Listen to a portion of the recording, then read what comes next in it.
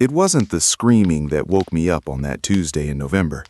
Screaming, in this line of work, if you can call being the neighborhood's unspoken guardian a job, is actually quite common. People scream when they stub their toes, when their football team loses, or when they find a raccoon in the garbage. No, it wasn't the scream. It was the sound of a sledgehammer hitting marble.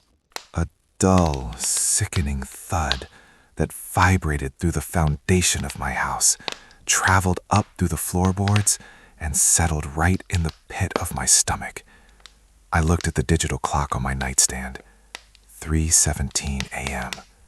The red number stared back at me in the darkness. I didn't roll over. I didn't go back to sleep.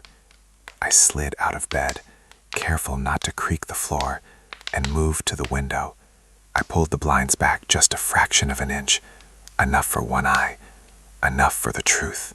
Across the fence, the pristine, ultra-modern mansion of Marcus and Elena Vance was glowing like a radioactive ember. Every light was on, and inside, a man was systematically destroying his own life, while his wife sat on the patio furniture in the freezing cold, sipping tea, watching him unravel with a smile that was colder than the frost on the grass.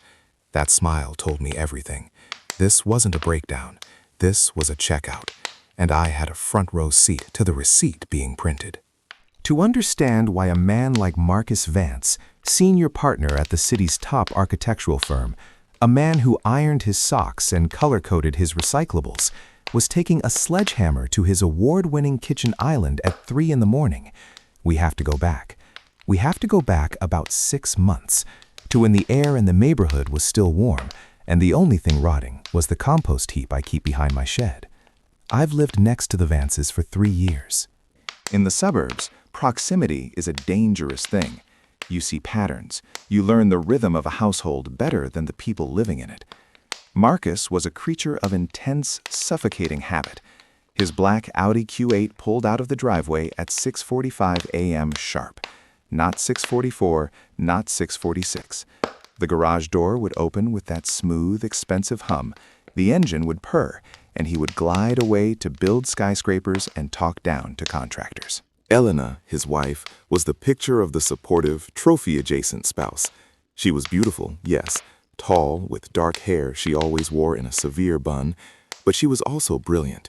She was a forensic accountant before she retired to manage their home and social calendar. That should have been Marcus's first warning. You don't cheat on a woman whose entire career was built on finding hidden patterns in chaotic data. But arrogance is a blinder, and Marcus was wearing a pair of industrial-strength goggles. The first crack in the facade appeared on a Thursday in May. It was raining, a slow, drizzling gray wash that made the street look like an old photograph.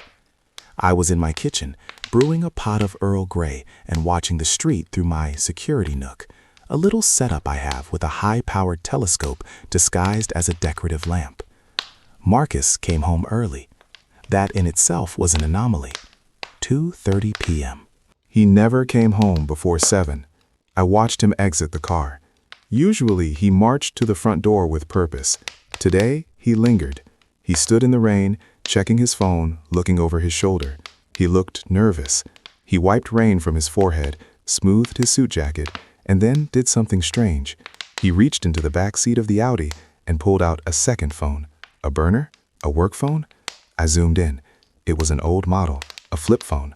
Who uses a flip phone in this day and age, unless they are buying drugs or hiding a mistress? He tucked it into the inner pocket of his blazer, deep, hidden. Then he went inside. I didn't think much of it until 2 hours later.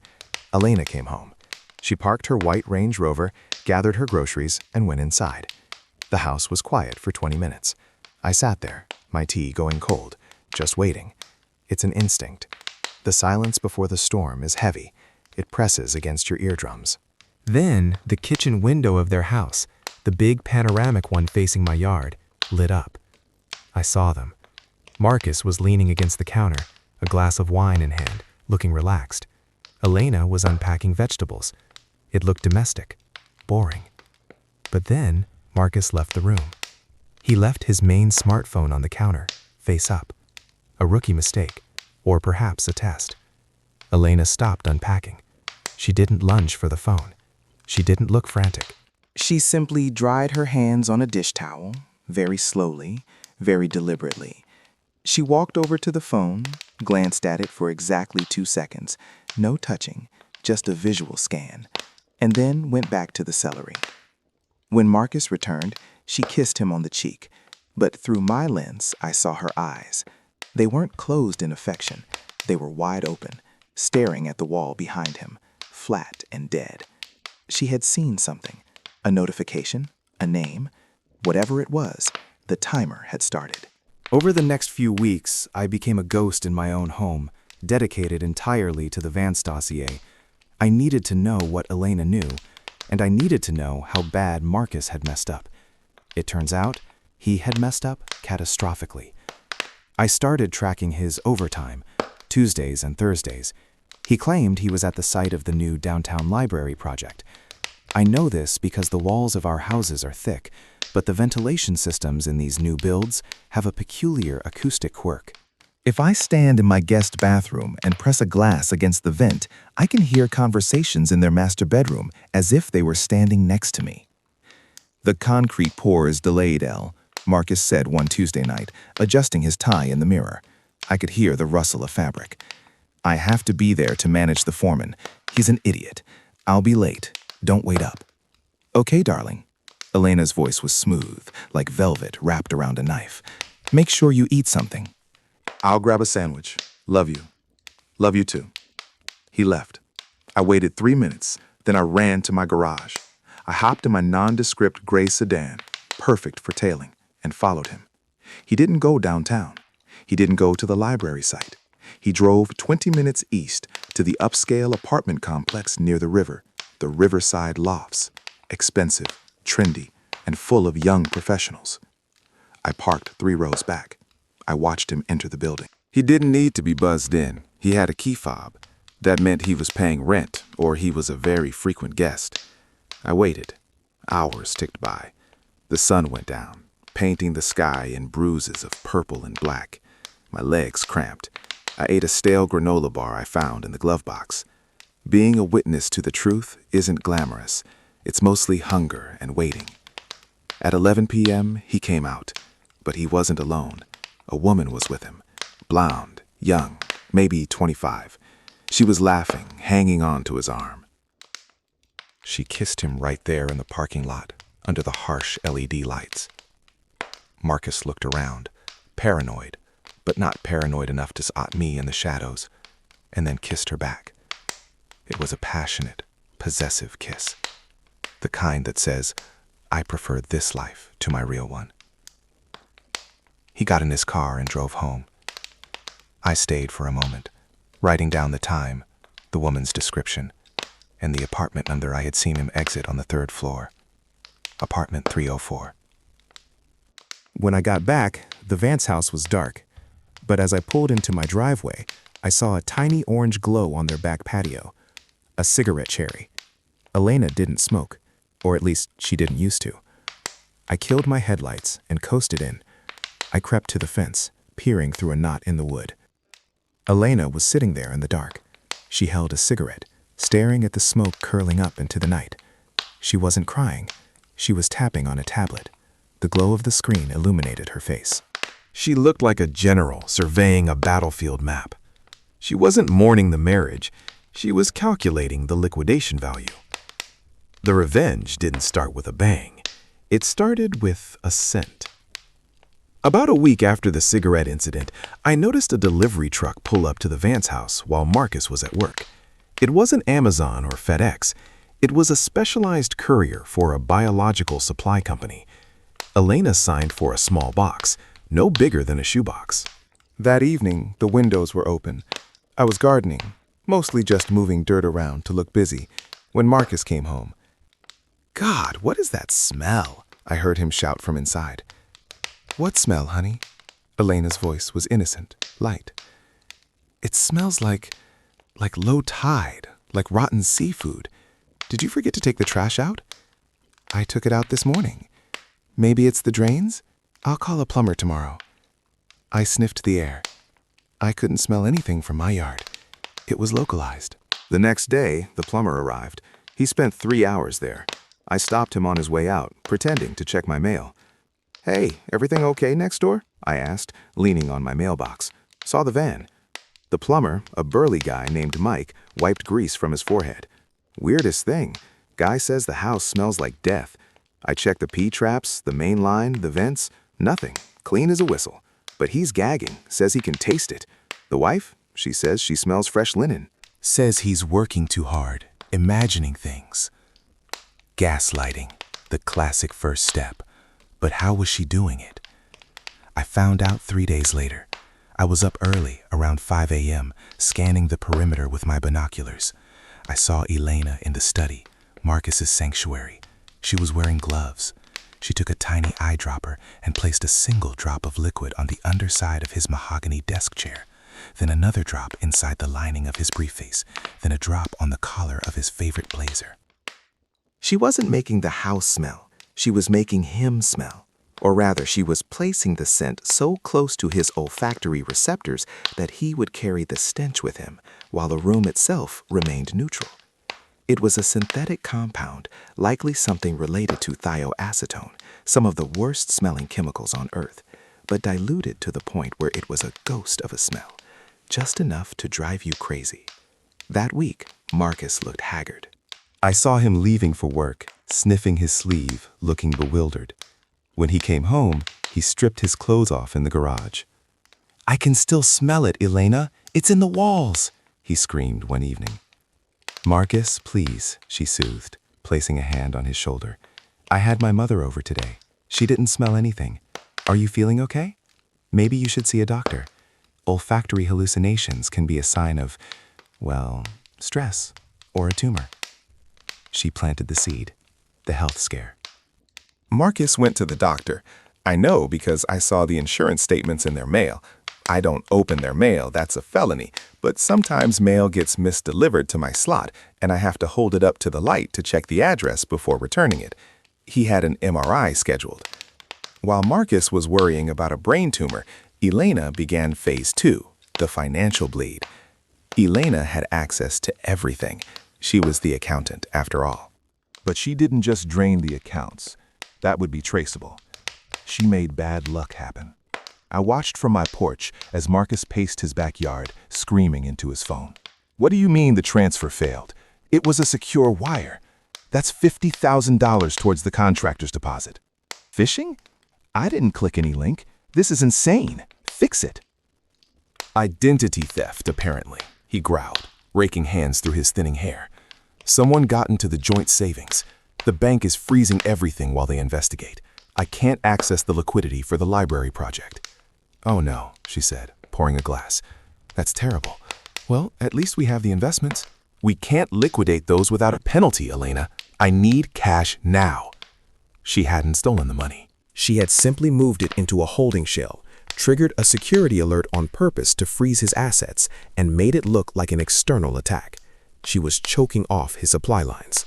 But the real genius was the mistress integration. This is where it got sick. This is where I started to fear Elena Vance. I continued to track Marcus to the Riverside lofts. The affair was still ongoing, but it was strained. Marcus was smelly, stressed, and broke. The mistress, her name was Jessica, I learned from a discard piece of mail Marcus had foolishly left in his car, was getting annoyed. One afternoon, while Marcus was at work, I saw Elena's Range Rover pull out. I followed. She didn't go to the store. She went to the Riverside lofts. My heart hammered against my ribs. Was she going to confront Jessica? Was there going to be a catfight in the lobby? I watched Elena walk in.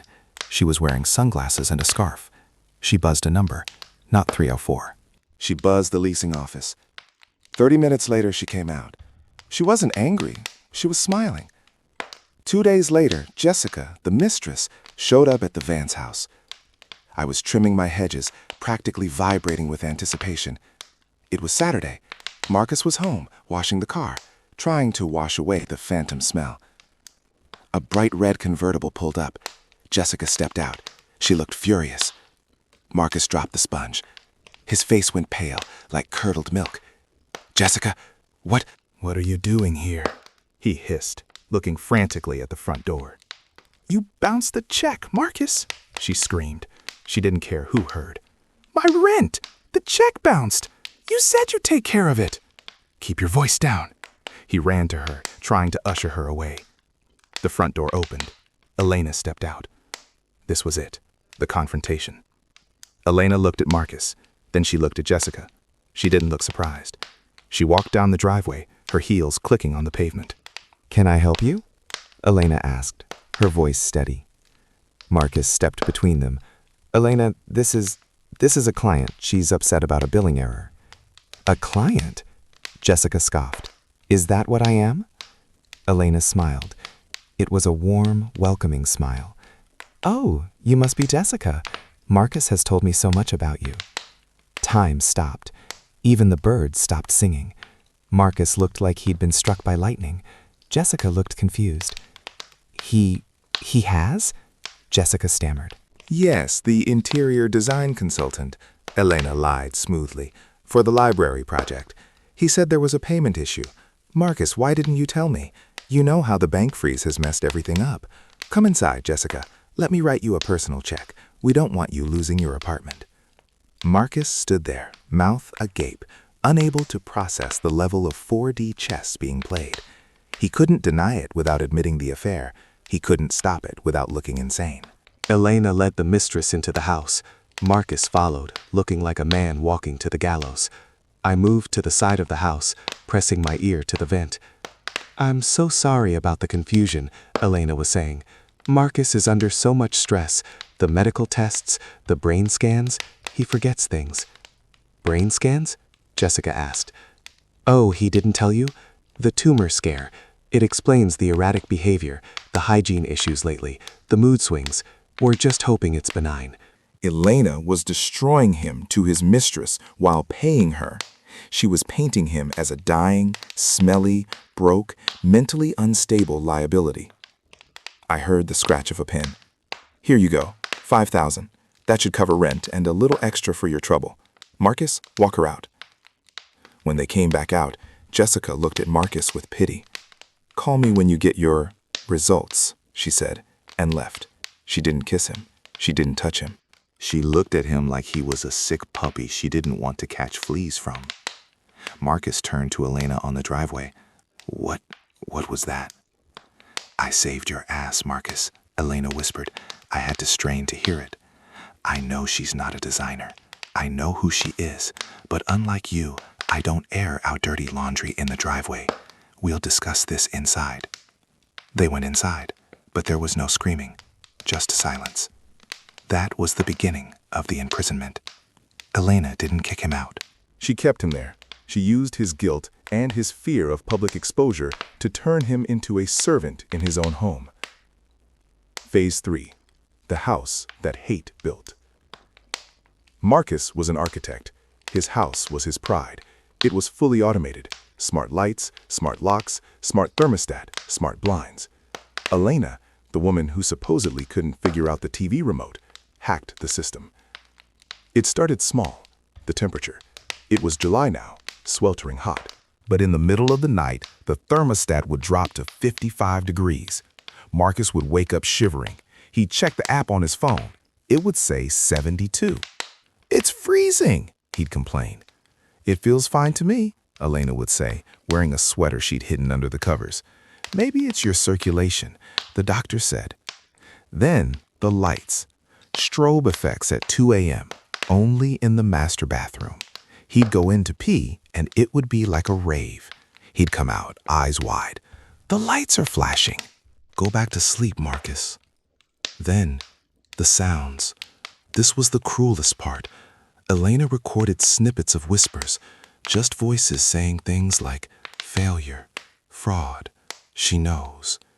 She programmed the multi-room audio system to play them at barely audible volumes in his study, but only for 10-second intervals, spaced hours apart. I watched Marcus through the study window. He was trying to work. Suddenly, he'd snap his head up, looking around the room. He'd check the hallway. Nothing. He'd sit back down. 10 minutes later, he'd jump up again. He started tearing the speakers out of the walls. I saw him with a screwdriver, ripping into the drywall, pulling out wires. Marcus, what are you doing? Elena stood in the doorway, holding a laundry basket. The voices! The speakers are hacking me! There are no speakers there, Marcus. You didn't wire that wall for sound, remember? He froze. He looked at the hole he'd made. He looked at her. He was doubting his own blueprints. He was August doubting rolled his around. own mind. Marcus had lost 20 pounds. He looked gaunt. He had stopped going into the office. He was working from home, which meant he was pacing the living room, staring out the window. Jessica, the mistress, had blocked his number. I knew this because I heard him leaving desperate voicemails in the garden. Jessica, please. I'm not sick. It's her. She's doing something. No, don't hang up. Elena was feeding him, but I suspect she was messing with the food too. Not poison, but stimulants.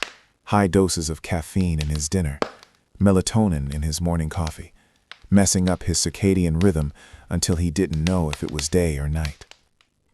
Then came the grand finale. It had been planned for months. Marcus wanted to cancel, but Elena insisted. It would look suspicious, Marcus. Everyone is already talking about your absence. We need to show them you're fine, that we're fine. He agreed. He was desperate to reclaim his image. The day of the party, the neighborhood was buzzing. Catering trucks, florists, valets. I put on my best suit, a charcoal number I usually save for funerals, and grabbed my invitation. Yes, I was invited. Elena invited the whole street. Witnesses. She needed witnesses. I walked over at 7 p.m. The house looked magnificent, but I knew the rot inside. Marcus was at the door, greeting guests. He looked varnished, like someone had painted a smile on a corpse. He was overly energetic, laughing too loud, shaking hands too hard. He smelled like expensive cologne, masking whatever phantom scent he thought he carried. Elena was radiant in a red dress, red for war. She held his arm, playing the doting wife perfectly. I mingled. I grabbed a glass of champagne and floated near the edges, watching. The heavy hitters of the architecture world were there. The partners, the investors, the city council members. Marcus looks intense, one partner whispered to another near the shrimp cocktail. I heard he's having a breakdown. Look at his hands. Marcus's hands were trembling. Dinner was served on the patio. It was an exquisite evening. The sun set, the string lights glowed. Speeches began. Marcus stood up to give his toast. He tapped his glass. The sound rang out, sharp and clear. Thank you all for coming, he began. His voice wavered slightly. This house is my life's work. It represents stability, vision, clarity. As he spoke, the massive projector screen set up for the firm's presentation flickered to life behind him. It was supposed to show renderings of the new library. It didn't. It showed a spreadsheet. Not just any spreadsheet. It was a detailed forensic accounting of Marcus's spending over the last 3 years. But the categories were renamed. Instead of travel, it said lies. Instead of dining, it said Jessica. Instead of consulting fees, it said hush money. The crowd went silent. A murmur rippled through the tables. Marcus didn't see it. He was facing the audience. And just like this firm, he continued, sweating now, we build on a foundation of trust. Behind him, the slide changed. It was a video. It was grainy, black and white. It was from a hidden camera inside the master bedroom. It showed Marcus, alone, screaming at the Alexa, "Stop the noise! Stop the lights!" It showed him tearing the drywall apart. It showed him curling up in the corner of the room, sobbing, holding a flip phone. The audio on the video was muted, but the image was stark. A man who had lost his mind. Then the audio cut in. It wasn't the video audio. It was a recording playing over the speakers. It was Marcus's voice. I don't care about the firm, Jessica. I don't care about Elena. I just need to get through this year, vest my stock options, and then I'm burning it all down. I'll leave her with nothing. She's a boring, frigid accountant. I'll take the house, sell it, and we're gone. The silence in the yard was absolute. It was heavy enough to crush a lung. Marcus stopped speaking. He saw the faces of his partners. Shock, disgust, pity. He saw the face of the city councilman. He turned around. He saw the screen. He froze. He looked at the screen, then he looked at Elena. Elena was sitting at the head table. She was calmly eating her salad. She took a sip of water, dabbed her lips with a napkin, and looked up at him. She didn't smile. She didn't frown. She just looked at him with that terrifying, clinical detachment. "Elena?" Marcus whispered. The microphone picked it up. Elena stood up. She smoothed her dress. She walked over to the microphone. Marcus backed away, as if she were radioactive.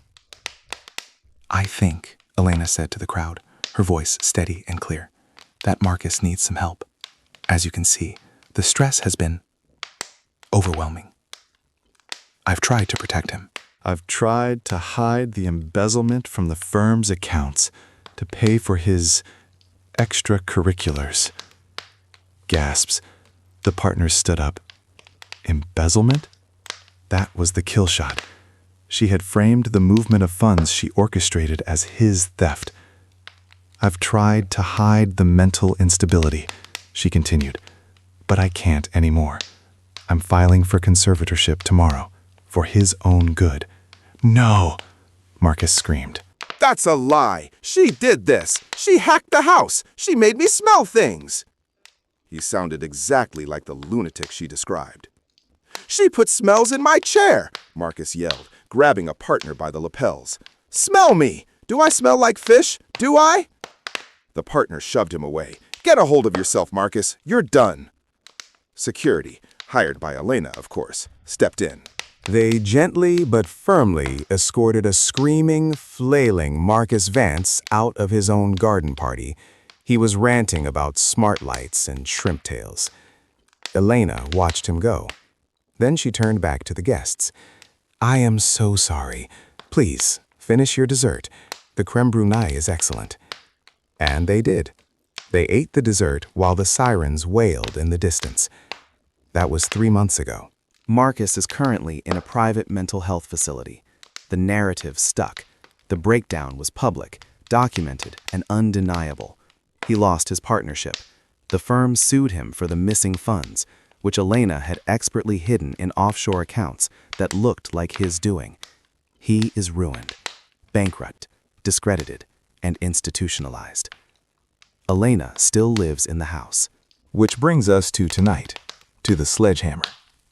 I thought the story was over, but tonight Marcus came back. He must have checked himself out against medical advice, or maybe he escaped. I don't know. But at 3 a.m. he showed up. He didn't have a key. Elena had changed the locks, obviously. He broke the patio door glass. I watched him storm into the kitchen. He looked wild. Beard grown out, clothes dirty. He grabbed a sledgehammer from the garage. He knew where it was. He started smashing the kitchen island. "It's in here," he was screaming. "The wires, the device, I'll find it." Elena came downstairs. She was wearing a silk robe. She didn't call the police immediately. She walked out onto the patio, sat down, and watched him through the broken glass. She watched him destroy the marble. She watched him smash the cabinets. She watched him tear apart the very thing he loved most in the world, his architecture.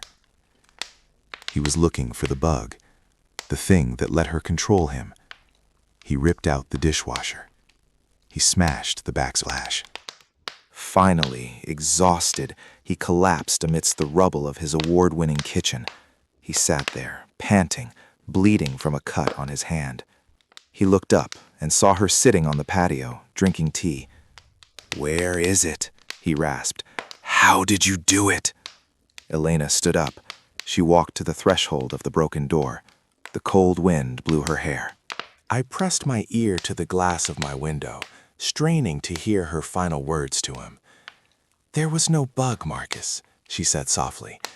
"There was no hack. The thermostat was always accurate. The lights never flickered. The speakers were never wired."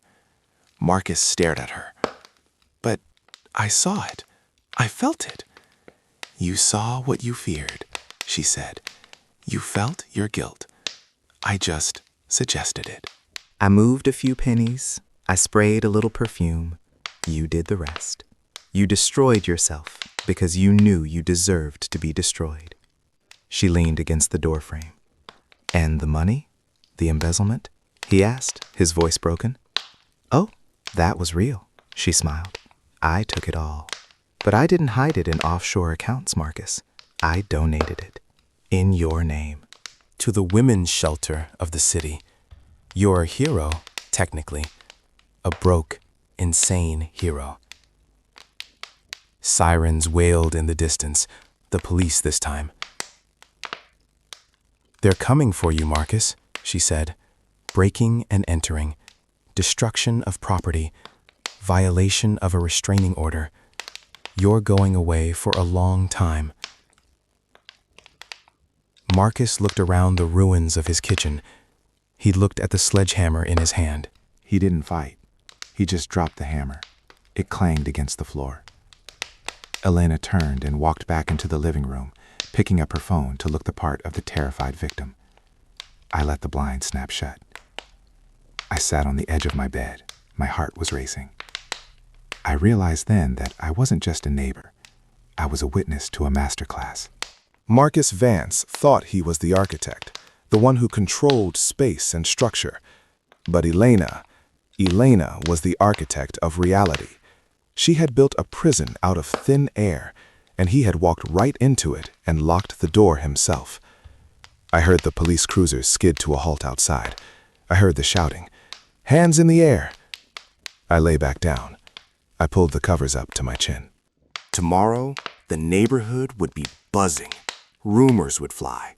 Prices might drop, but I wasn't moving. No way. You don't leave a neighborhood like this. You stay. You watch. Because if Elena Vance could do that to the man she loved, I need to make sure I never, ever forget to return her trash bin when it blows into my yard. I closed my eyes. The screaming had stopped. The sledgehammer was silent. The only sound was the wind, and the faint, rhythmic tapping of rain starting to fall on the roof, washing everything clean. But I knew, deep down, the smell would never really leave that house, the smell of fear. I drifted off to sleep, wondering what she would do with the house now. Probably sell it. Or maybe she'd keep it, a trophy. A monument to the time she broke a man without ever raising a hand. Wait, my eyes snapped open. A sound, not from outside. I know you're listening, a voice whispered.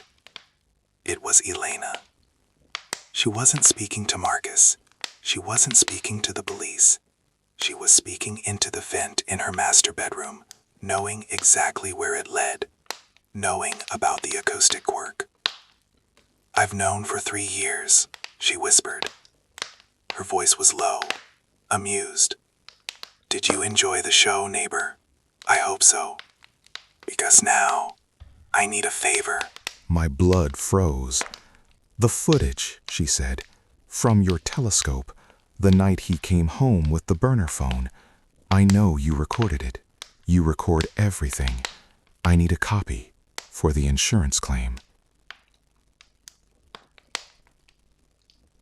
"Don't make me come over there. I brought you cookies last Christmas. I'd hate to have to bring you something else." She chuckled, a soft, dark sound. "Good night." I stood there, paralyzed, staring at the vent. The police were taking Marcus away outside. The blue lights flashed through my curtains. I backed away slowly. I went to my desk. I opened the drawer where I kept the hard drives, the Vance dossier. I hesitated. Then I grabbed a USB drive. I started the copy transfer. I'm not crazy. I'm not Marcus. I know when I've been beaten. I'll drop it in her mailbox tomorrow, with a thank you note. Because in this neighborhood, you either play the game or you become the game. And I have no intention of becoming Elena Vance's next project. I looked out the window one last time. Elena was standing in her driveway, watching the police car drive away with her husband in the back.